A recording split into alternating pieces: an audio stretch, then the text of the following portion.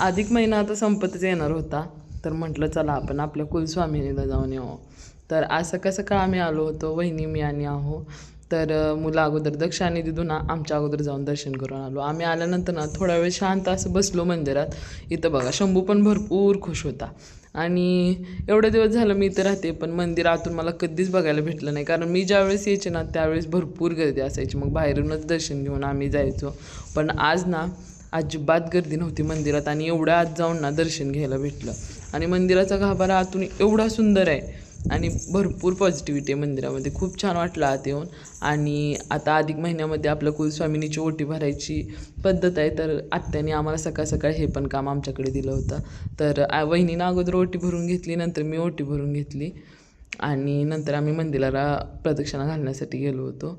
तर मंदिराला प्रदक्षिणा घालून झाल्यानंतर ना आम्ही थोडा वेळ शांत असं तिथंच बसलो. खूप छान वाटत होतं. आम्ही थोडे फोटो काढले आणि मंदिर बाहेरून पण भरपूर सुंदर आहे. खूप एनर्जी आहे तिथं. आणि इथं आमचा दक्ष ना इथं पाणीपुरीवाल्या दादांना ना पाणीपुरी कशी बनवायची शिकवत होता.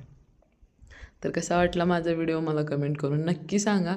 आणि आपल्या चॅनलवरती नवीन असाल ना तर आपल्या चॅनलला सबस्क्राईब करायला विसरू नका बरं का. आणि तुम्ही पण कधी ह्या मंदिरात आला असाल ना तर नक्की कमेंट करा आणि मंदिर कसं आहे हे पण कमेंट करून नक्की सांगा.